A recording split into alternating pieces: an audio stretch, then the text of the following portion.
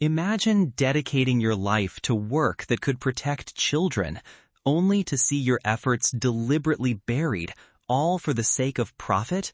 That's not just a nightmare, it was my reality, a relentless, soul-crushing experience under the most ruthless boss I've ever known.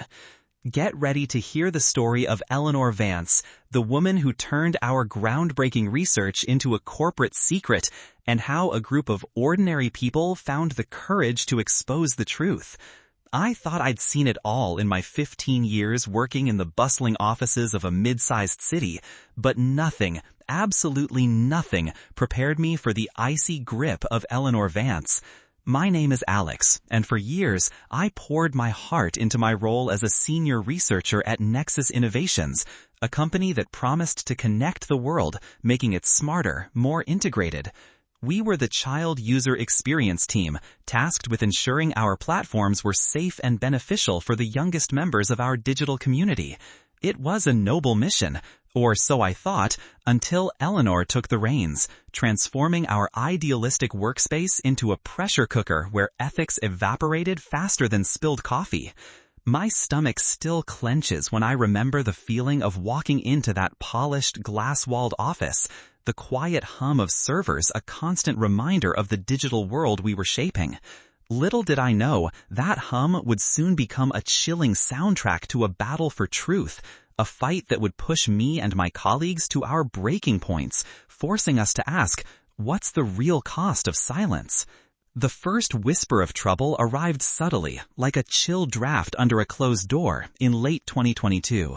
Eleanor Vance, with her sharp suits and even sharper eyes, had just taken over our division. She was a whirlwind of efficiency, always talking about optimizing metrics and maximizing shareholder value. Our team's primary project at the time was a comprehensive study on a new interactive platform geared towards young children. We were exploring everything from engagement patterns to potential emotional impacts. It was cutting-edge work, and we were proud of it. My team, a tight-knit group of passionate researchers, had spent months collecting data, running focus groups, and compiling our initial findings. The data, frankly, was concerning. We observed a significant portion of younger users exhibiting signs of mild anxiety after prolonged interaction with certain features, alongside a worrying trend of addictive-like behaviors. It wasn't catastrophic, but it was a clear red flag. I remember presenting these preliminary findings to Eleanor in her sleek, minimalist office. The air conditioning was always set too high, making the room feel like a freezer. I laid out the charts and graphs pointing to the statistically significant correlations. Our internal metrics show these specific interactive loops, while boosting engagement time, also correlate with elevated stress markers in a subset of users, particularly those under 8, I explained, my voice steady, professional. Eleanor listened, tapping a pen against her polished desk, her expression unreadable. She had a way of looking at you, not quite meeting your gaze, but scanning your face as if searching for a hidden agenda. When I finished, the silence stretched, thick and heavy. Then she leaned back, a faint, almost imperceptible smile playing on her lips. "Alex, this is thorough," she began, and my heart gave a hopeful flutter. "But perhaps we're looking at this through too narrow a lens. Our primary objective is to create engaging experiences, isn't it? Children naturally get excited, sometimes a little overstimulated. That's normal." My heart sank. "But Eleanor," I tried, "we're seeing consistent patterns, not just excitement." She held up a hand, a dismissive gesture. "I appreciate your diligence, truly. But let's refine this report. Focus on the positive engagement. Emphasize the learning outcomes. We don't want to alarm our stakeholders with anecdotal observations, do we? Especially when we're on the cusp of a major product launch." Anecdotal? My jaw tightened. These weren't anecdotes. They were meticulously gathered data points from hundreds of children. It felt like she was asking me to paint over the truth with a coat of corporate-approved gloss. That was the moment I realized we weren't just dealing with a tough boss. We were dealing with someone who saw uncomfortable truths as inconvenient obstacles to be bypassed, not problems to be solved. And that, I would soon discover, was just the beginning of our descent. The initial dismissal of our data was a bitter pill, but as the months bled into early 2023, Eleanor's manipulation became more brazen, like a surgeon selectively removing parts of a body to make it look healthier. Her new catchphrase became strategic data presentation, which was code for make it sound good no matter what. She began personally reviewing every single slide of our team's research presentations before they went to upper management or potential investors. It was micromanagement on steroids, but with a clear, unsettling agenda. One afternoon, a sharp, buzzing email landed in my inbox. Alex, my office, 2 p.m. regarding the Q1 user experience report. I braced myself. In her office, the smell of her expensive citrusy perfume usually hit you. Eleanor sat behind her desk, a single printed page in front of her. This report, she started, tapping the page, states that 15% of children experienced frustration leading to withdrawal when unable to progress through a certain game level. Alex, frustration is a strong word, and withdrawal, it sounds negative. I explained. It accurately reflects their observed behavior during testing. They'd sigh, push the device away, sometimes even cry. She waved a hand dismissively. Let's rephrase this. How about some users experienced momentary challenge, which, after a short break, often led to renewed engagement? I stared at her, dumbfounded. Eleanor, that's not what the data shows. In most cases, they simply gave up. Her eyes narrowed, a flicker of irritation crossing her face. Alex, we are innovators. We frame challenges as opportunities. Do you understand? The unspoken threat hung in the air. Fall in line or else. My stomach twisted into a knot, but I knew arguing further would be pointless. I left her office feeling like a complicit participant in a subtle deception, a feeling that would only grow stronger. It was a small change, seemingly insignificant, but it chipped away at the integrity of our work, one dishonest word at a time. Then came Ben, a brilliant new junior analyst fresh out of university in the summer of 2023. He was sharp, enthusiastic, and hadn't yet learned the art of corporate self-preservation. Ben was assigned to dig deeper into the sticky features, the parts of our platforms designed to maximize engagement time. Within weeks, he uncovered truly alarming correlations. He found a statistically robust link between extended use of a specific reward mechanism and increased impulsivity in children under 10, alongside a noticeable decline in their ability to self-regulate during other activities. He was excited, convinced he'd found a critical insight that could help us improve our platforms. Alex, this is huge. If we tweak this reward loop, we could significantly reduce negative behavioral impacts without losing engagement. We have to present this to Eleanor. He practically buzzed, his eyes alight with genuine excitement. I felt a pang of dread. I knew how Eleanor would react, but Ben was so earnest, so full of hope. I encouraged him. Just make sure your data is airtight, Ben. No room for interpretation. He spent sleepless nights refining his presentation. The day he presented to Eleanor, the air in the small conference room was thick with anticipation. Ben, despite his nerves, was eloquent and thorough, his passion for protecting young users shining through. When he finished, Eleanor clapped slowly, a cold, dry sound. Ben, that was ambitious, she said, her smile not reaching her eyes. Ben beamed, clearly thinking he'd hit a home run. But then Eleanor's tone shifted, turning sharper than a freshly sharpened pencil. However, Ben, your interpretation is overly cautious. You're focusing on potential negatives when we should be celebrating innovation. These impulsivity metrics, as you call them, could also be seen as heightened enthusiasm, couldn't they? A willingness to engage vigorously? My heart sank into my shoes. Ben's face fell, his excitement draining away like water from a sieve. But Eleanor, he stammered, the control groups didn't show this. It's directly tied to the reward mechanism. She simply smiled, a thin, patronizing line. Ben, I need you to redirect your focus. Let's look at positive engagement, average session duration, and retention. Those are the metrics that matter. Understood? Ben, defeated, simply nodded. Later, he came to my desk, looking utterly gutted. She just twisted everything, Alex. Everything I found, she made it sound like I was wrong for even looking. I put a hand on his shoulder, the weight of our shared helplessness heavy between us. It's not you, Ben. It's her. But even as I said it, I wondered how long we could keep up this charade, how long until the pressure to ignore the truth became too much to bear. The situation steadily worsened. Eleanor's disdain for ethical considerations evolved to a systematic dismantling of our team's moral compass. It was like she was chipping away at our very souls, slowly eroding our sense of purpose. Her new policy, implemented with a chillingly cheerful email, was called Optimizing Narrative Flow for Stakeholder Confidence. In reality, it meant that any report containing negative findings, no matter how minor, had to be run through a newly established editorial review board, which, surprise, surprise, consisted solely of Eleanor and her two hand-picked loyalists, Mark and Brenda. Mark was a yes man who would nod vigorously at anything Eleanor said, and Brenda, a marketing genius, was a master of corporate spin. Their job wasn't to review for accuracy, it was to sterilize, sanitize, and spin. I remember one particularly egregious incident in late 2023. The stakes had just multiplied tenfold.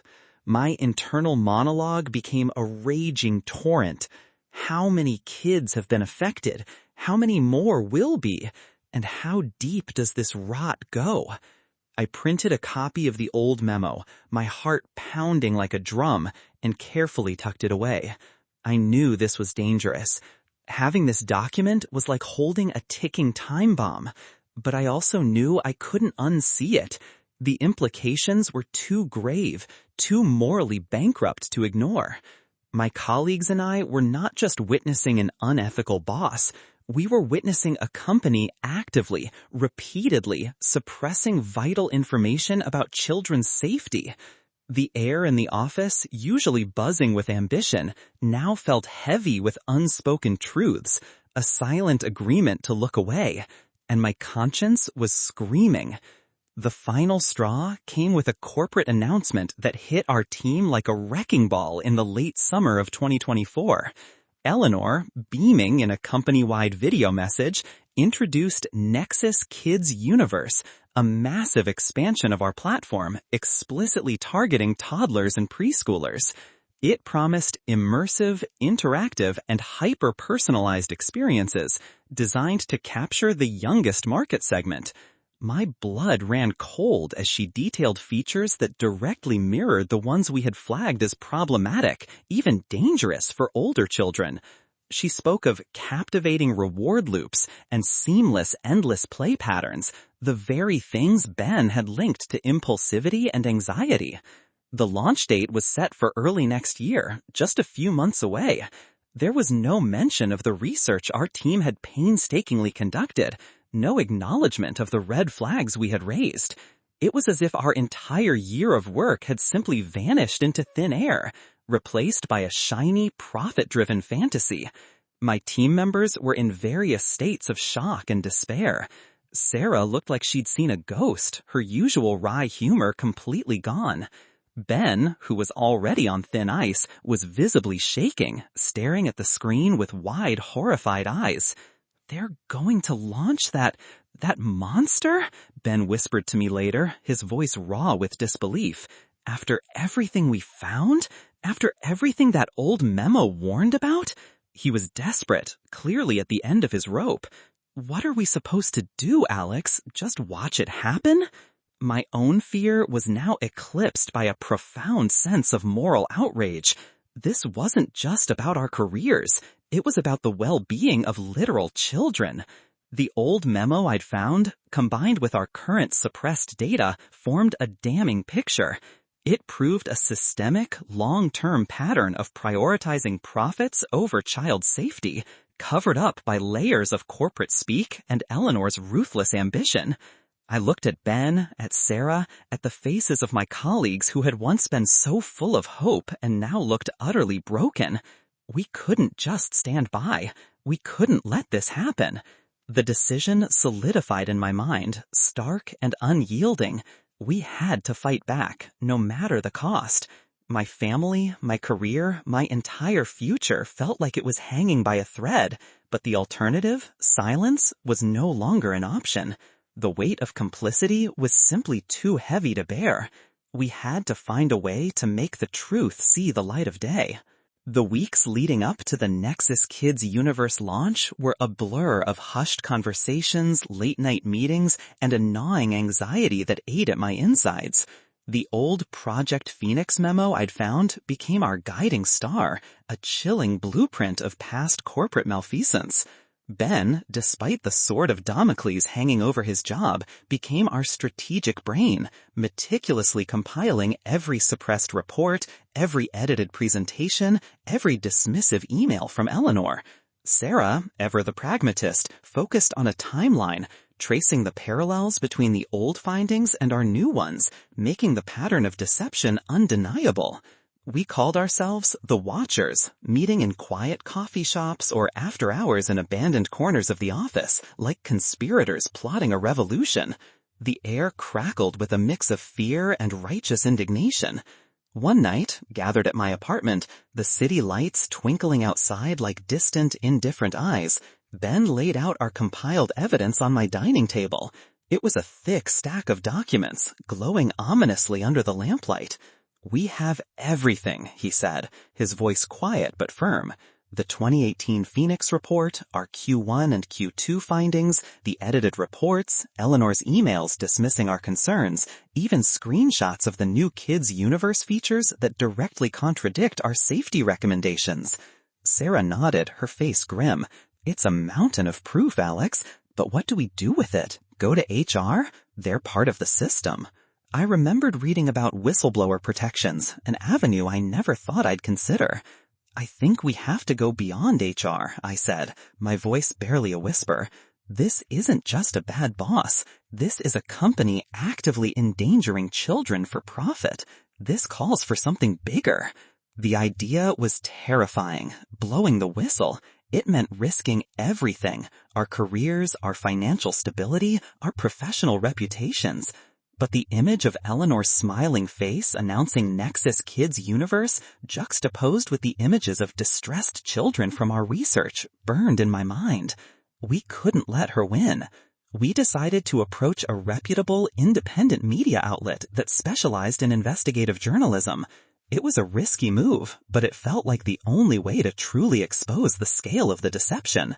The journalist, a seasoned veteran named Clara Rodriguez, listened intently, her expression hardening with each piece of evidence we presented. She understood the gravity of it immediately. She said, "This isn't just a story. This is a public service." The next few weeks were a blur of intense preparation. Clara advised us on how to safely share documents, how to protect ourselves. We knew Eleanor and Nexus Innovations wouldn't take kindly to being exposed. The day the article broke, a Tuesday in late October, felt surreal. I remember waking up, my heart hammering against my ribs, and seeing the headline emblazoned across the news website. "Big Tech, Buried Kids Risks, Whistleblowers Shock the World." It wasn't just a story, it was an earthquake. The office atmosphere that morning was unlike anything I had ever experienced. It was thick with tension, a palpable mixture of fear, shock, and a strange sense of vindication.